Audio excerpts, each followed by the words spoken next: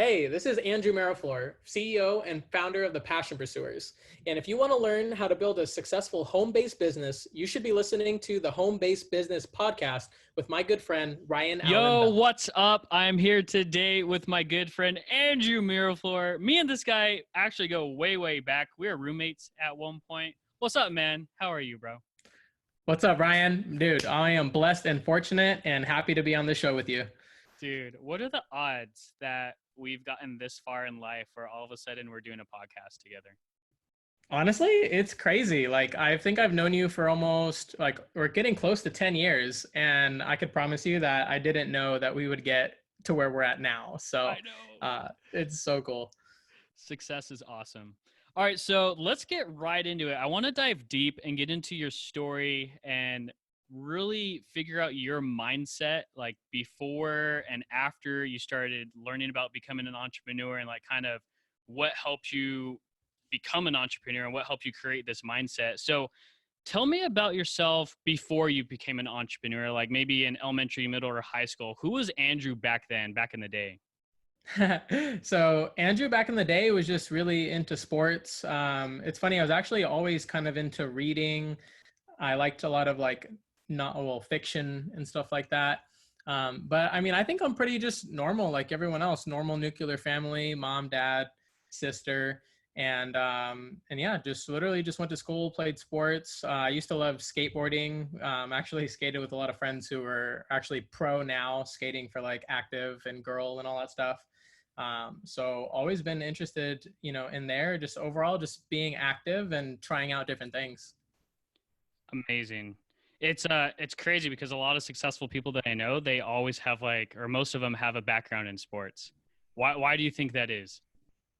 I think that sports just really provides like a good foundation on like teamwork, being coachable, the idea of putting in blood, sweat, and tears, dealing with both failures and wins when you come off of like, like heartbreaking losses when it comes to like CIF or like some, big tournaments and stuff like that, and learning how to bounce back with it.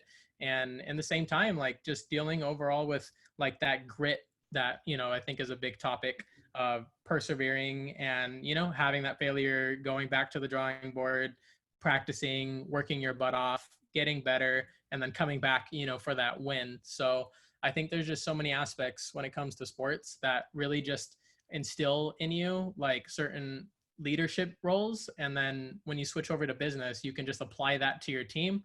And then since you've already been coached, you also kind of have an idea of like how to coach people and push them and help them to grow and all those things. So I really think having a sports background is super important when it comes to killing it in business. Yeah, it's literally like a practice ground for learning how to become an entrepreneur. If your future is going to be entrepreneurship, it's like, cool, you have all this experience in sports.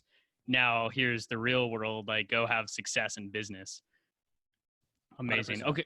Yeah, 100%. So, when did the entrepreneur mindset start coming into play for you? So it's actually kind of interesting. For me, it came into play when I was young, like literally 12 years old. And what it came into play was just honestly out of need, like necessity. So, I absolutely love my parents. They've worked really hard to get where they're at. And I think they did a great job of trying to provide as much as they could for me. But I grew up in kind of like an affluent area where my parents' income didn't really match everyone else's. And I'll be honest, like they struggled a lot. So, whereas other friends were getting, different clothes and shoes and backpacks and stuff for school, and, on the weekends getting allowance and being able to go to the movies and all that, like, my parents just, that wasn't really where they were at. So in order for me to like fit in, it was funny, actually, at times I had been picked on based off like the clothes I wear, or, the fact that I couldn't go out or whatever. It really just forced me to be like, okay, like problem solving, like how do I fix this? So when I was 12, I like started mowing lawns. I started babysitting. I started cleaning pools. I even started selling like candy, chips, and soda like in class.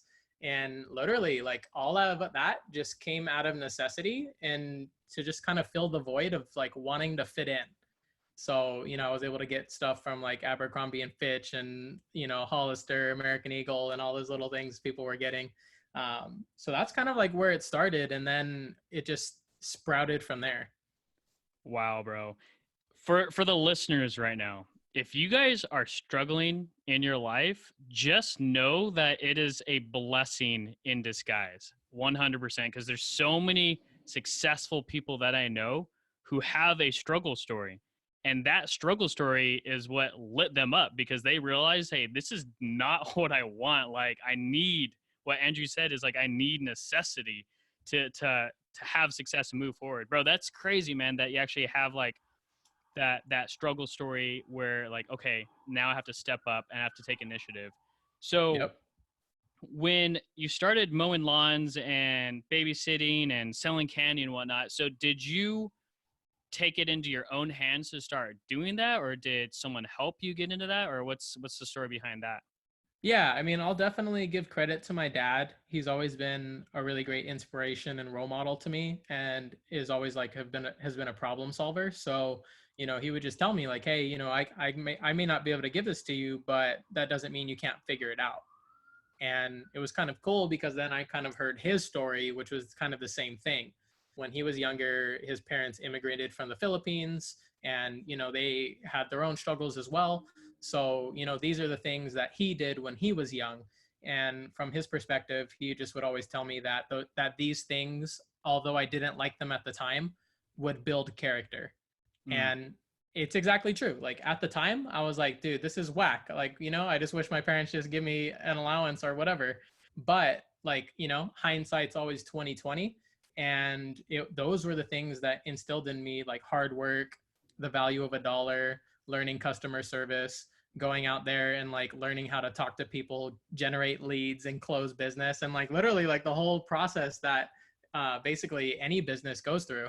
And I just didn't know what I was learning until later. And then having my degree in business and stuff like that, then I put the pieces together and I was like, oh, like I've already been through all this. Like I've been through all these steps. And so it really helped me later on. wow, bro, that's deep. And so you said when you started doing that, it literally planted a seed for your future. So tell me about the seed that was planted. Obviously, you said you started building character. And where do you go from here? You obviously you start learning money, or learn how to make money. And when it comes to your education, your entrepreneur mindset, like, do you decide, okay, I'm just going to get into business, or do you decide like, okay, maybe I should continue going through school? Like, what's your plan once you start learning how to provide for yourself and kind of get out of this struggle story?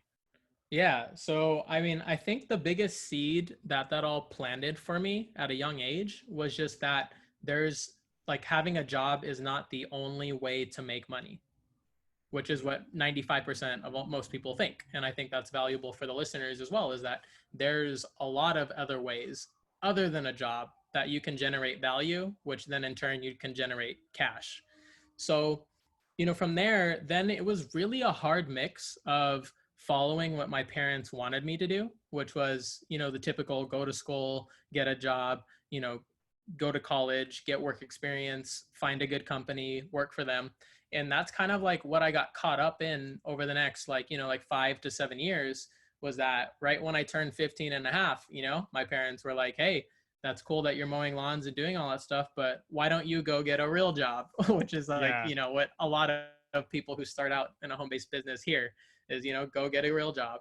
So it was funny because when I was starting out, I would go and I was applying to like Target and Macy's and like places that I kind of would want to work.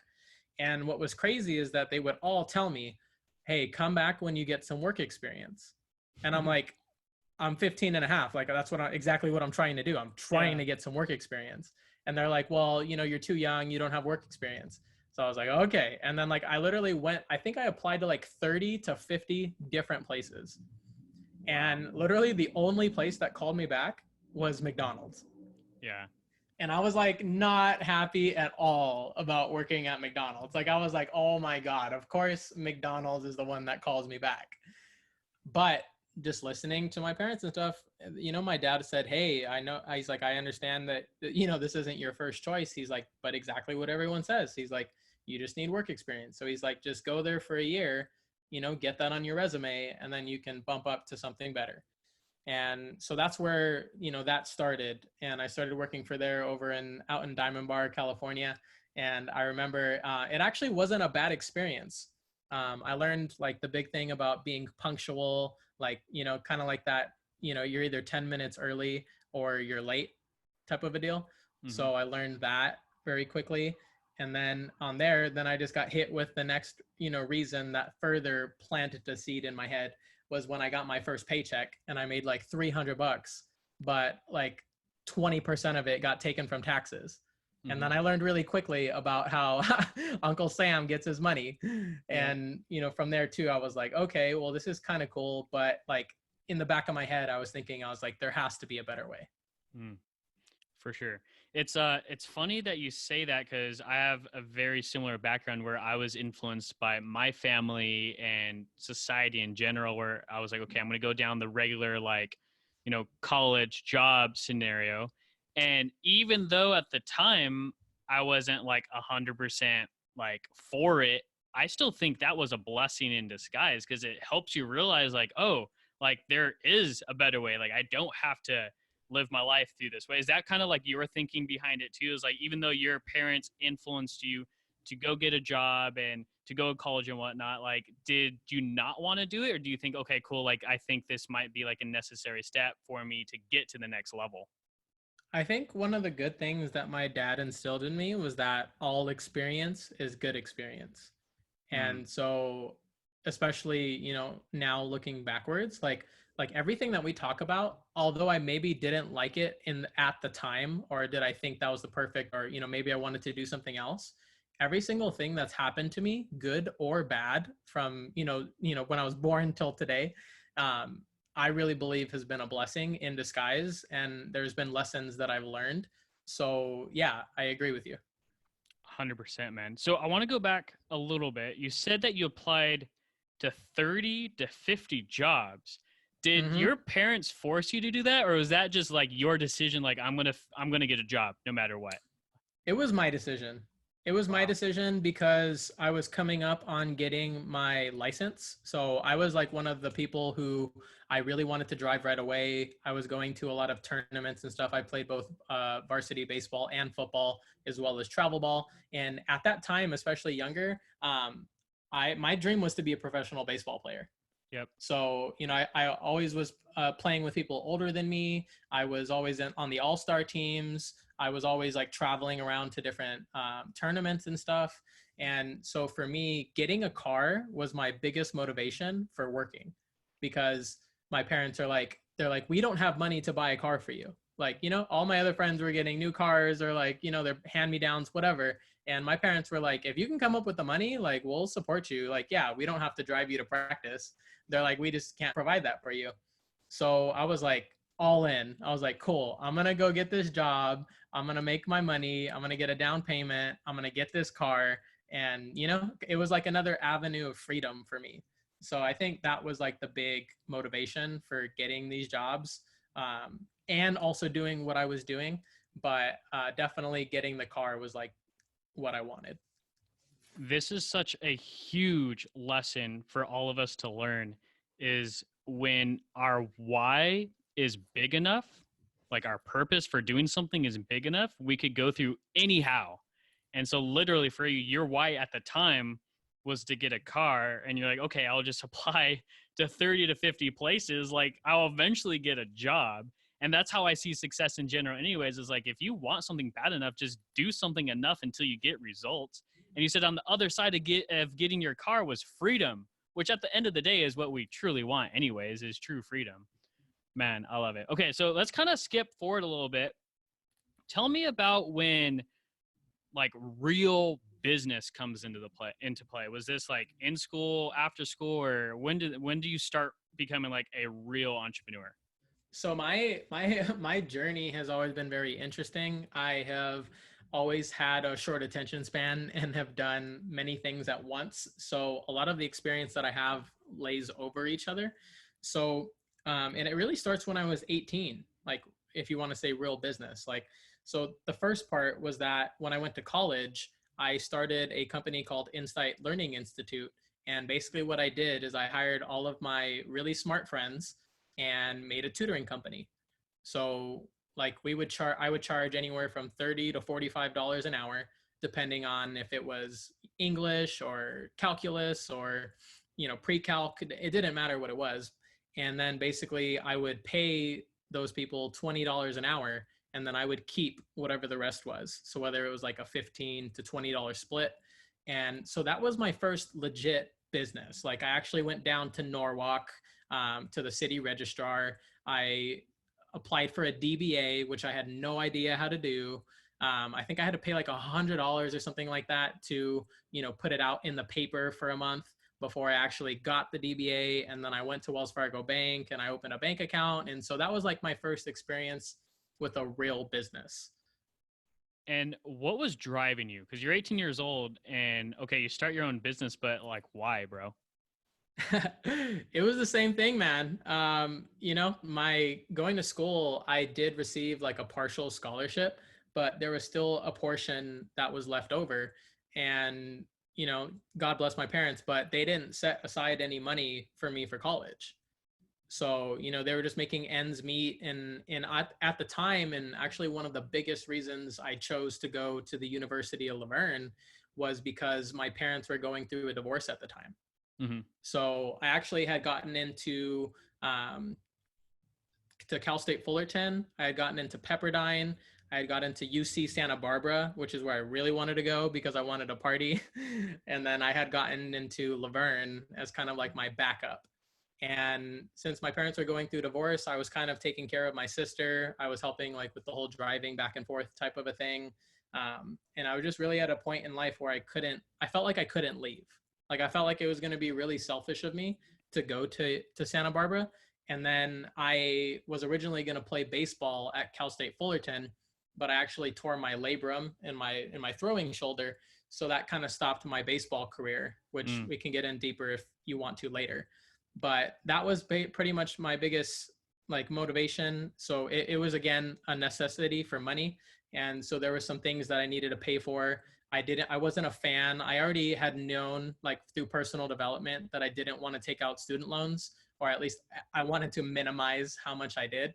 So again, it just came to a necessity of like feast or famine. And I needed to find something that was flexible. So I couldn't work a typical job because I'm going to school full time. So I needed something like schedule wise was flexible, but that I could still make a good amount of money. And since I was on campus with college students, it was really easy to tutor people that were in middle school and high school, around our schedule. Wow, bro. This is crazy. Your success story is literally coming from necessity. Is like, hey, like either I fail or I figure this thing out. And so Yep. you're here at 18 years old, just figuring out life, man, which is incredible. So when does your current business come into play? Is this something that you discover while you're going through college, or it's something you discover through personal development, or like when do you start getting into like what you do today? Yeah. So I'll kind of backtrack and then I'll get into that because pretty much my this business didn't come until later. Like I was doing all of this my freshman year of college, and then I actually got introduced to network marketing for the first time when I was 18 with a financial services company, and that was like a whole journey. And I went to the top there, and we can get into that. But if you want me to skip straight to the business that I'm currently in, I was introduced as a junior in college. Wow. No, I do want to go back to when you got introduced to network marketing because I understand how powerful of an industry having a home-based business inside of network marketing. So you get introduced to network marketing, and what kind of was like your experience going through this? Is this something that you knew right away you wanted to do, or did you need some maybe influence from other people, or kind of what was your thought process once you got introduced to network marketing? So what I got really excited about was the fact that I think I was making like $8.35 at McDonald's at the time.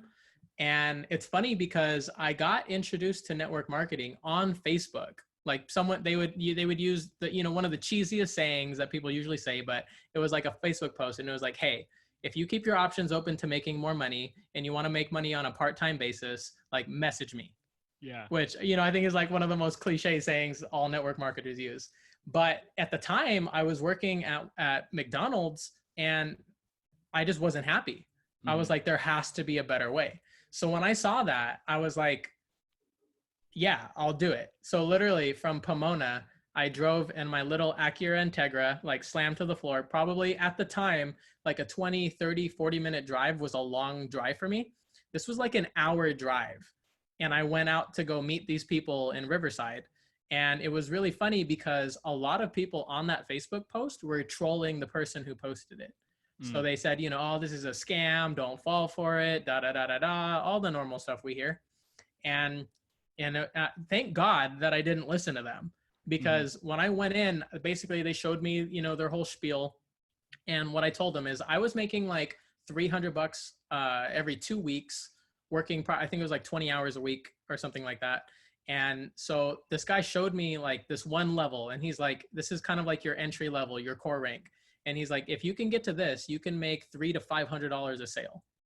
And I was like, you're telling me that I could make $300 to $500 in 1 hour sitting with a client, helping them with their finances?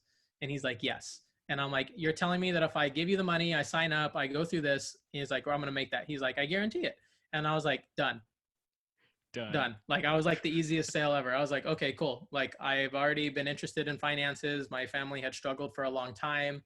Becoming a financial advisor was something that was down my alley. It's what I wanted to do. And so I was like, cool. And so I literally took like the last, I think it was like $125 to set up. I had like $172 in my account. And I was like, cool, here you go. And literally opened the doors to the best industry that I've ever seen. And from there, I mean, at 18, 19, I had already had months where I'd made over $10,000. Yeah. While doing school full time. So it was just a crazy journey. I had an amazing time there. Actually got like a lot of recognition. They flew me out to Atlanta, Georgia. I was recognized in front of over I think it was like 43,000 people. I got a jersey. I actually flew my dad with me, and just, yeah, it was just a lot of fun. It was a lot of fun, had a great time, learned a ton about money and finances. And that was my first experience in network marketing. It sounds like you started having tremendous success early on in your life because of very basic needs that every human being needs. Like, number one is you started becoming an entrepreneur because you just needed income. You needed money, right? You needed to get to that next level of your life. And then number two, which I want to talk about briefly, was when you said, even though you got a job at McDonald's because you needed it, but you realized you just weren't happy there. And so you got involved in network marketing because like, hey, I'm going to be happier at network marketing. And number two, you realize you could earn more income than working at McDonald's. You're like, oh, this is like a win-win. That's why it was like the easiest sale for you. So I do want to talk about happiness, because I was in this situation where I was going down, a traditional route, going to school, regular job, and I wasn't happy. I wasn't fulfilled, and I felt lost for about a year.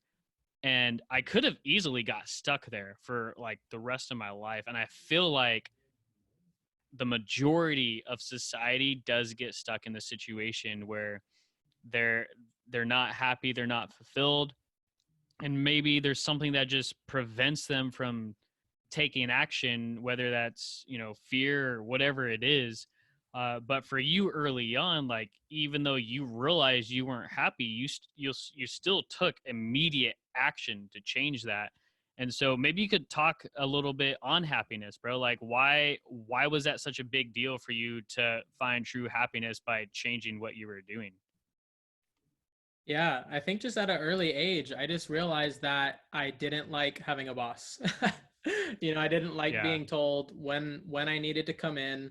The schedules at McDonald's was very like varied wildly. So it's like, I'd always go up and have to look at the posting to see like a week or two in advance when I would be on.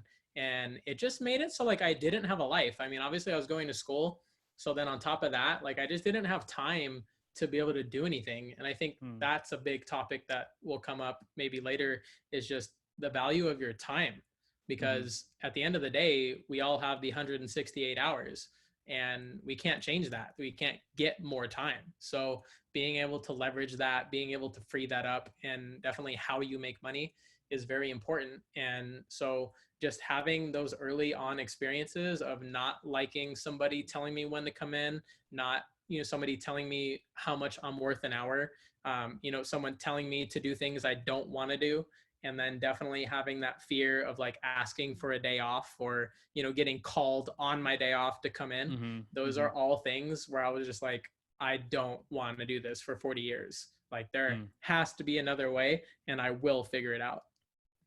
So it sounds like having choices to do what we want to do leads to happiness, right? Would you agree with that? Yeah, I definitely think that's part of the equation for sure. One of my favorite YouTubers, his name is Casey Neistat. If you haven't checked him out, I definitely recommend it. But he says that happiness comes from progress.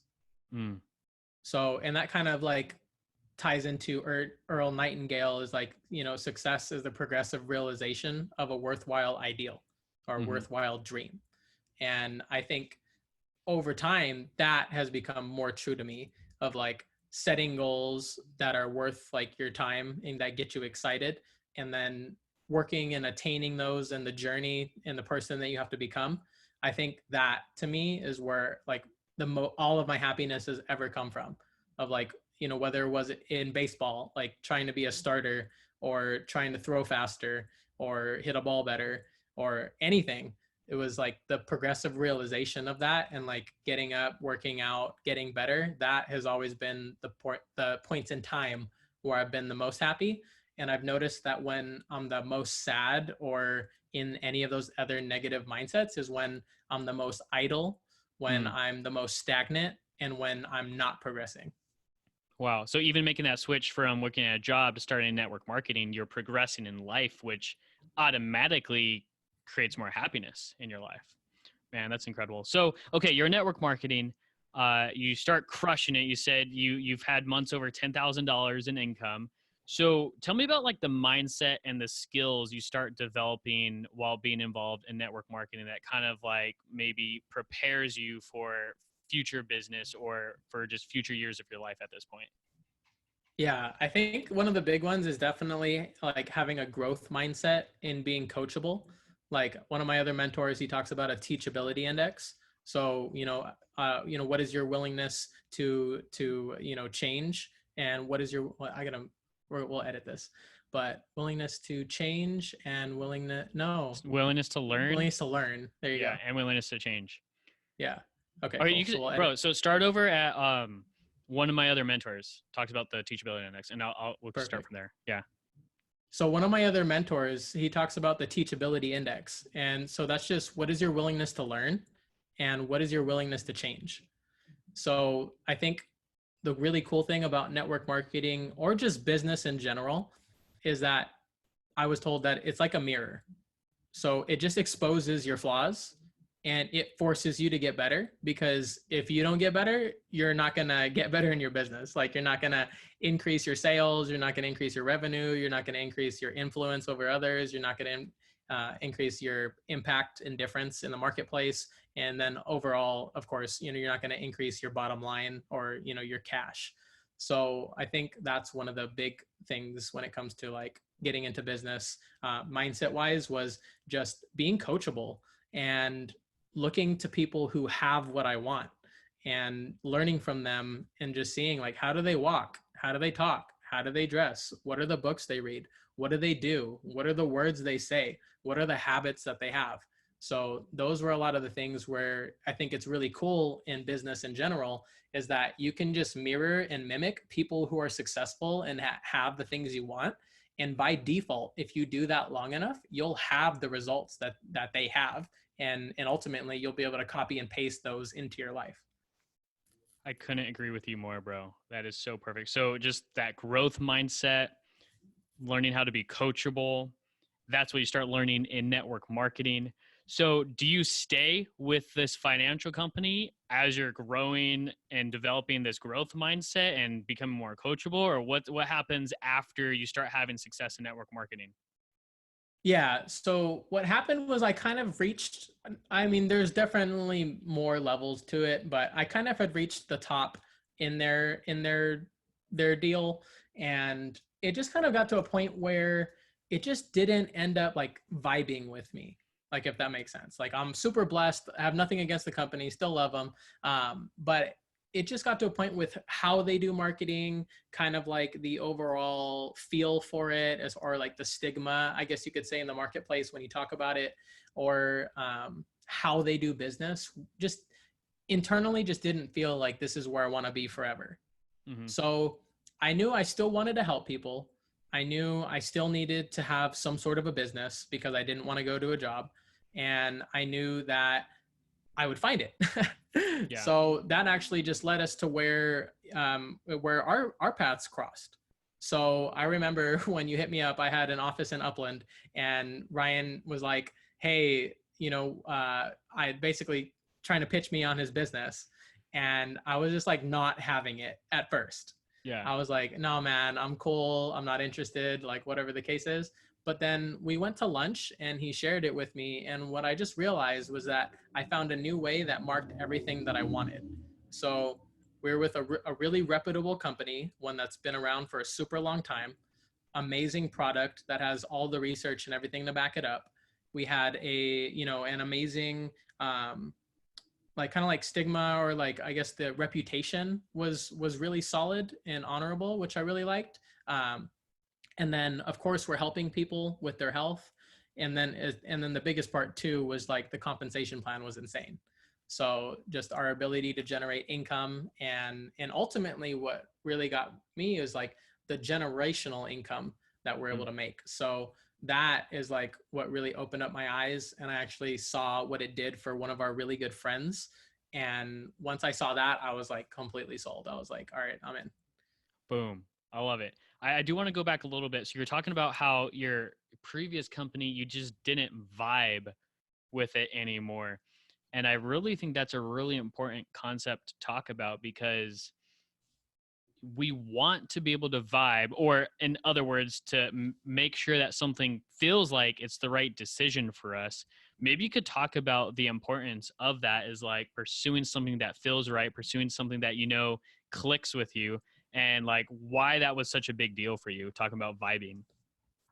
Yeah. So I think one of the big things, and I guess I'll kind of share this, is something that I created. So when I look at what I call the 5 pillars to a good life, I have like the 5 F's. So first starts with faith, second, family, then fitness, finance, and overall wrapping everything together is fulfillment. So when I talk about that vibe, like, I just wasn't feeling fulfilled. And it also tied into another part that I think is very important, and that was culture. Mm, So just to be frank, the people that I was working with weren't the highest quality that I was expecting. And some of the relationships and things that they did kind of diminished our relationship. And I felt like that culture wasn't there. So when I started working with Ryan, like, the culture was on a totally different frequency. He, being a faith-based man, Ryan has just done an amazing job with transferring that over to our business. So we have high integrity individuals, and overall, like, it's just a family vibe. So I really feel like Ryan and everybody in that business cares for each other. I really feel like everyone has each other's best interest at heart, and we have not just a business relationship, but also a friendship. amazing. I love you, bro. You're amazing, Love you dude. too, man.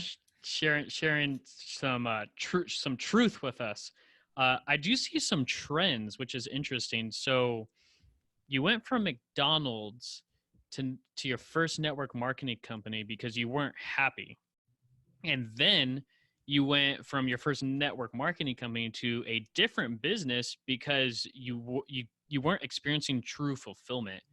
And so you're kind of going like on this path where, okay, on one end you're completely not happy or unfulfilled, and then on the complete other end, which is like the ideal place that you're looking for, is like complete fulfillment. So let me ask you this. Do you feel like you've gotten to that point in your life where you are fulfilled, kind of like what you've been seeking maybe unconsciously but didn't realize it? Yeah, man. I mean, the amount of happiness that I feel when I wake up in the morning is like so crazy. And I don't know, I just feel blessed. Like everyone, like, you know how like most people ask like, hey, how are you doing? And my default is like, man, I'm blessed and fortunate. Like, how are you Mm, doing? yeah. And it's because I genuinely feel that. And just know, like, I mean, we don't have enough time on this podcast to go over every life experience I've had, but I've been through some stuff. Yeah. You know, like we talked just a little bit about my parents' divorce. We talked a little bit about financial hardships. There's so many other things that we could go into, but you're right. Everything that I've been doing has just been kind of upgrading in my life to, I guess, the ultimate fulfillment and happiness and time freedom that I'm looking for. And so at this point, I really feel like I found it. And now it's just really about scaling what I'm doing, finding more ways to add more value to the marketplace, and overall just helping more people. Yep. 100%, man. I feel like at the end of the day, what we all want is that time freedom. 100% time freedom. Like even unconsciously, if we don't realize it, like that is what we genuinely want. We want freedom to just live life and just to have total well-being, which is exactly what you've been experiencing on your journey.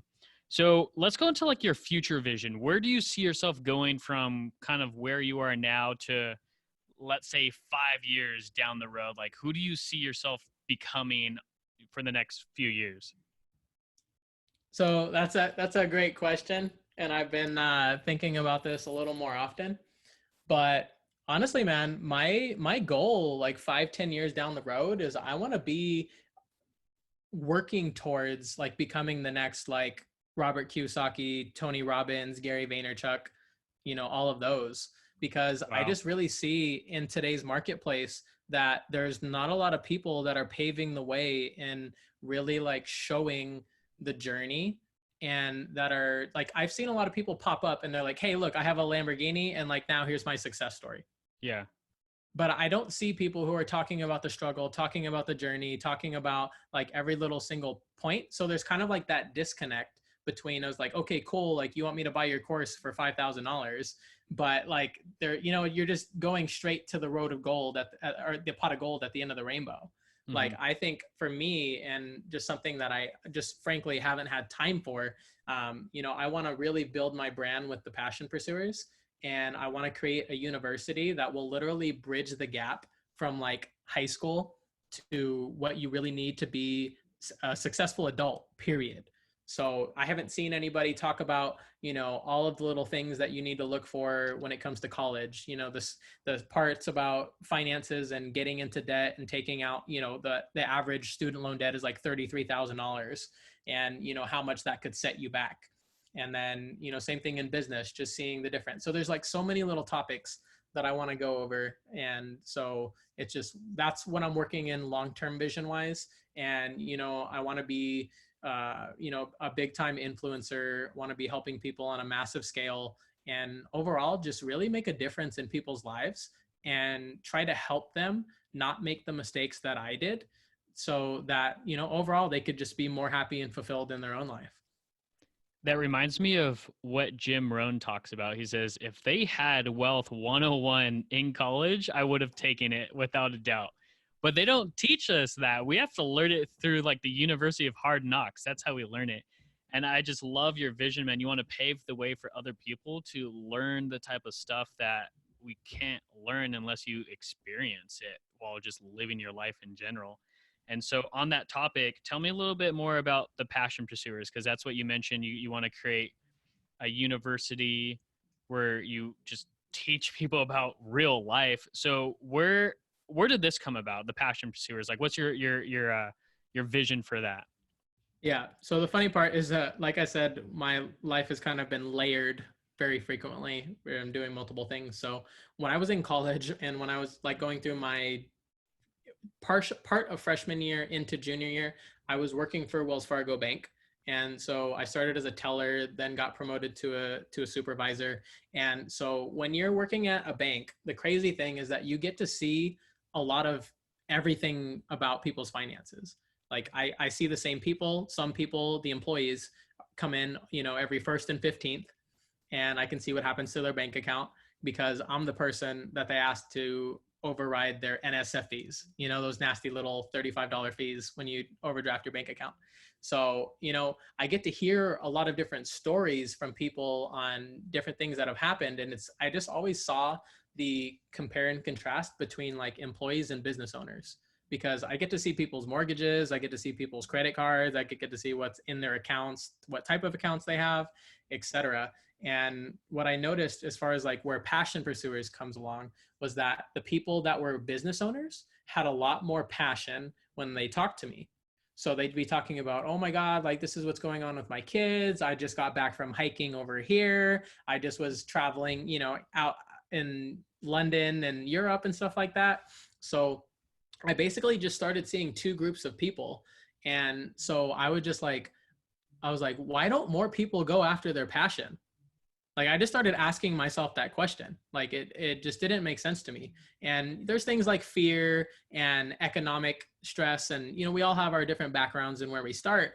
But I think the big thing is just fear of failure, fear of rejection, all of those little things. But there at Wells Fargo, watching people and seeing that kind of compare and contrast of people who are going to work just to pay the bills, and they may or may not like what they're currently doing, but they feel like it's the only way, or they feel like they have to in order to make ends meet, versus the people who actually took risk, which you actually need in business to go after their dreams, go after their goals. And more often than not, the people who took the risk to actually go were the ones who succeeded, and that ended up being the most fulfilled, the most happy, and the most passionate. Drop the mic, bro. That was so dope. So I want to talk about risk just very briefly, because I do agree with you 1000% is we have to take risk in order to level up our life and get to another part of our life, whether that risk is financial or whether that risk is emotional or whether that risk is investing your time or your energy in general. So tell me about your perspective of risk and why it matters so much for our success. Yeah. So I think when you're young, that is when you should be taking the most risk because you have the least to lose. The thing that I always told myself was, hey, I don't have a mortgage. I don't have high bills. I don't have high debt. I don't have kids, and I don't have a wife to worry about. Now, I realize that people listening to this might have some of those. And either way, you still need, that's like even more of a reason to take risk. Mm-hmm. But what I would always tell myself just personally, and I'm speaking to the younger audience here, is like, you guys have nothing to lose. Like the worst thing that's going to happen is maybe you lose some money, lose some time, lose some energy. But like we've talked about in this podcast, is you're going to gain experience, and that is invaluable. And the biggest thing that I told myself is I didn't want to get to 30, 40, 50, 60, 70, look back on my life and live with regret. I didn't want to say I didn't take the risk. I didn't try. I should have done this. I could have done that.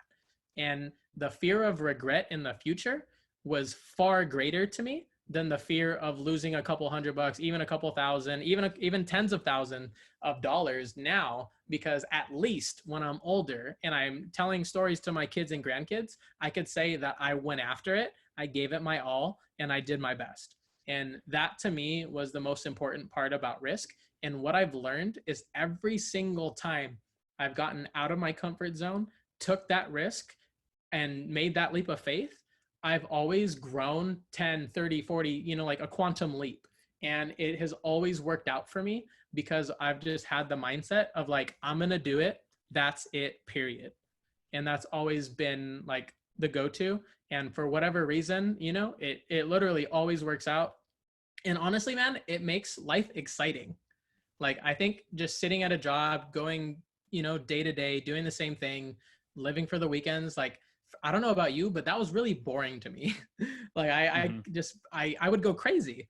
So for me, it's so much fun to take risk. It makes life so much more exciting, and there's so much more variety. And I've met so many amazing people. I've had the blessing to be able to travel around the world and just, I feel like really live life. And so anyways, I love risk. I actually don't like not having risk, because not having risk guarantees mediocrity. Yep. There's a quote that I live by that says, risk going for the life you want or guarantee living a life you don't want. And once I heard that Yeah. quote, I was like, bro, like, okay, here we go. And then another one that I like to piggyback off that is that you could fail doing something you don't want. Mm, So you might as well fail at something you do want. yeah. Oh my gosh. I think that one's from Jim Carrey, right?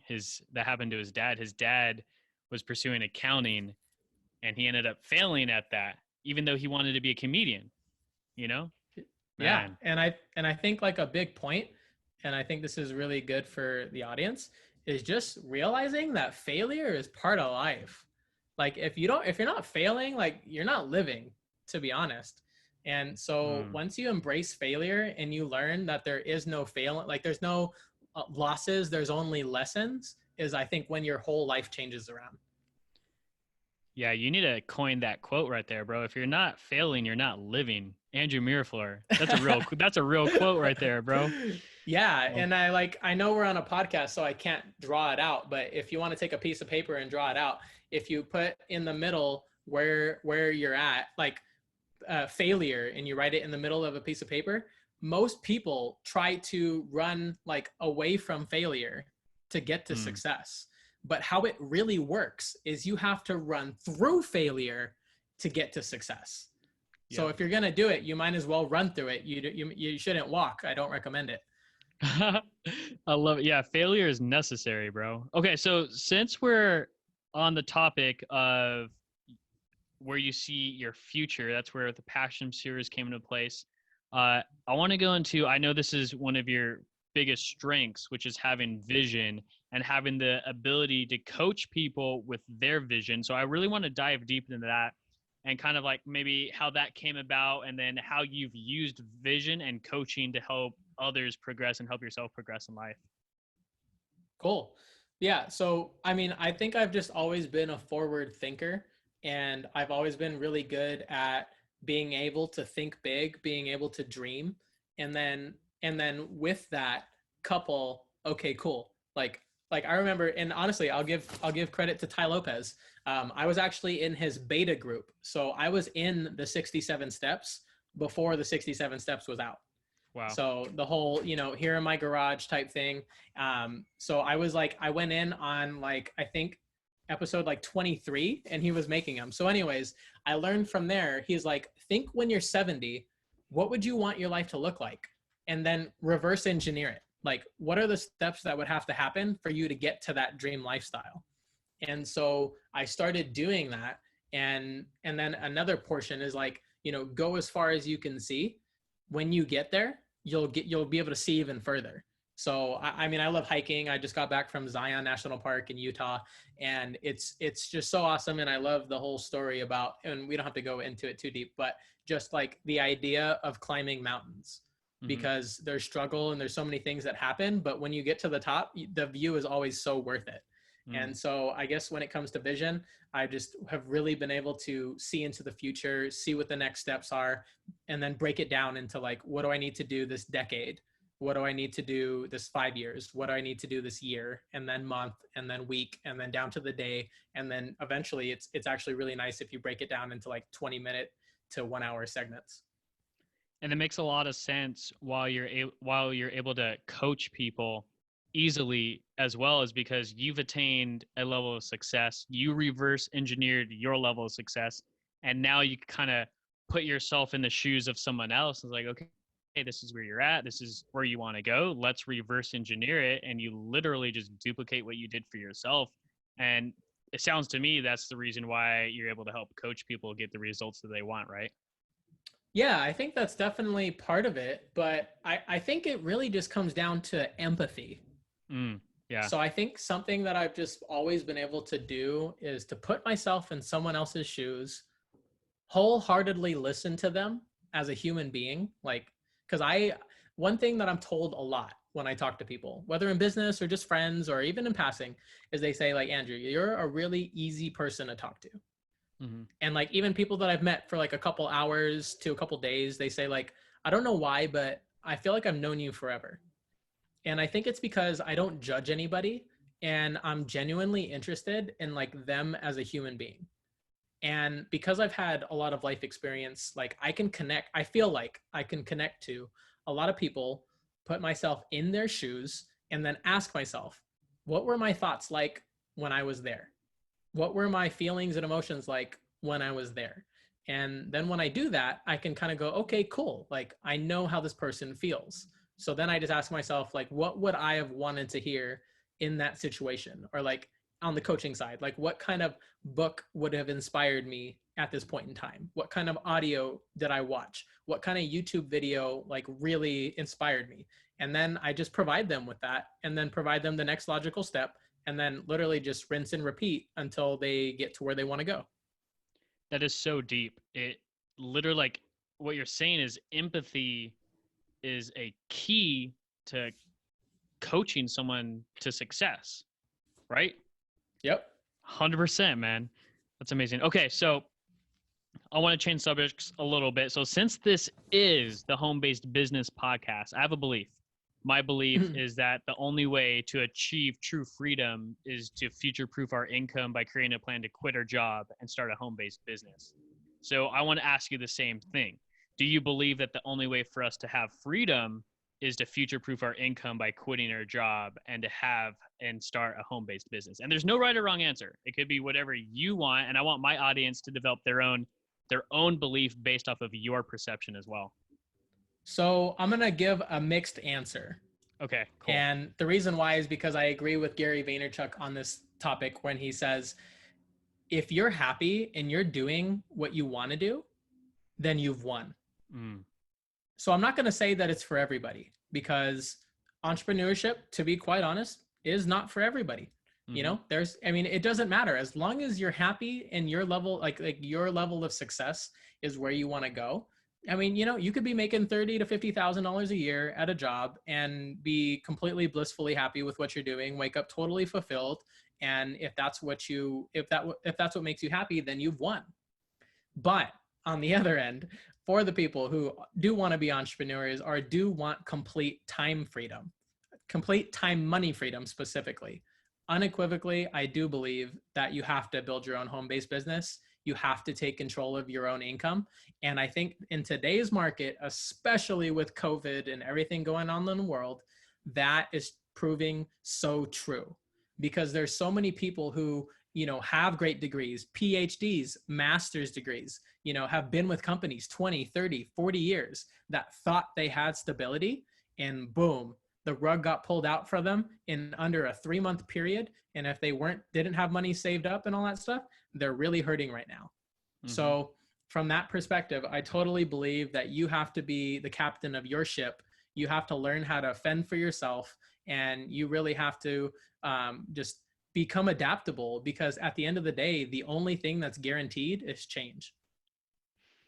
I ask that question for a reason because it chooses people to pick a side and everyone has their own unique experience from it.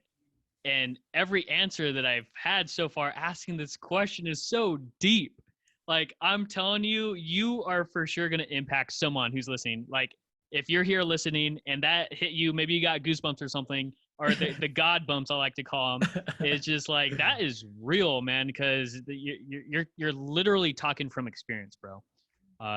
That's so amazing. Thanks for sharing that. So I want to ask, all right, so my listeners, these are either people that they probably don't have a home-based business yet. They're learning how home-based businesses work, right? Or it's someone that already has a home-based business and they're just learning to level up. But these people really, really want success. What is the best advice that you could give them for building a successful home-based business based off of your own experience up until this point in your life? Super easy answer. And so it goes off this concept called the law of association. So the best thing you could go out and do is find somebody who's already doing what you want to do and that has success in the field that you want and that has the ability to teach you.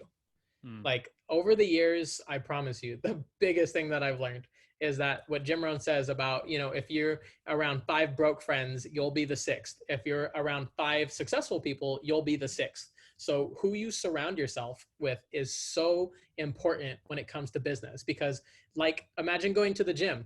You're not going to ask somebody who's overweight how to, be fit.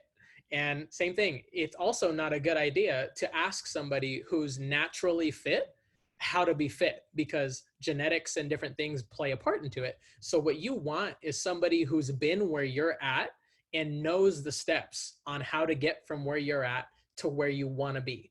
And so that is the biggest thing that I can recommend if I literally had one and only thing to give to the listeners.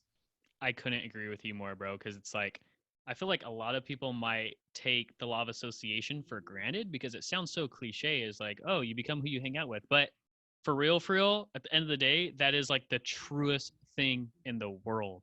Is Yep. like, like if you want greatness, like study people who are great.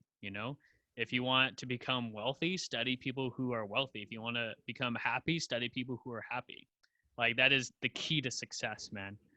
Okay, so before we end, I'm a huge quote guy, and I feel like the perfect quote at the perfect time in someone's life can really impact and change their life and change the trajectory of their whole entire life. So, what is a quote that's really worked for you over the years, or maybe it could be even a recent quote that you've heard that really just made an impact on your life that you could leave with the listeners today and potentially change one of their lives as well? Yeah. So the biggest one that I've been thinking about this quote, and I could give myself credit to coin it, or at least I'd like to, because no one Yeah. has. But my favorite quote is that life is not about finding yourself. Life is about creating yourself. Mm. And I've taken a lot of thought into this. I've had debates with people who are like, no, like it's introspection. You have to find yourself, and I agree to a certain point, but at the end of the day, I think you really end up creating yourself, because when you go introspection and you look inside yourself, you get a base knowledge of like who you are. And I think that's the first step when it comes to awareness. So being aware of who you are and who you're disposition to. But once you find that, literally the rest of your life is all about creating who you want to be, what you want to look like, what you want to do, what kind of income you have, what kind of lifestyle you want. So I really do believe that we as human beings have this amazing quality about us that we're actually able to create. And so I think that's one of the biggest quotes that has impacted me. And I truly feel like I am the creator of my life. And I would love to empower people listening to this podcast to take that captain's role in their life and realize that you can do anything you want in life if you're willing to work for it and go after it. Boom. Andrew, bro, you have a killer story. And it was amazing hearing your story. Like it's so awesome. Like a lot of this stuff, like I've known you for years and still I learned more about, what it took to become who you are today. And I just want to say you killed it, man. And I know I know you've given so much value to everyone listening today. But before I let you go, bro, what is the best way for someone to reach out to you if they want to get in touch with you? Yeah, so the best way is just to find me on Instagram or Facebook. I keep it really simple. So it's just my first and last name, Andrew, period, Miraflor. So on Facebook, it'll just be Andrew Miraflor. I have a fun last name, so I'll spell it out for you. So it's Miraf as in Frank, LOR. And so it's the same on Instagram. So I definitely spend some time every night getting back to people. Definitely do have a lot of traffic on there, but if you guys want to reach out, connect, talk more, would love to get to know you and overall drop value wherever I can. Dope. Andrew, it was great hearing your story, bro.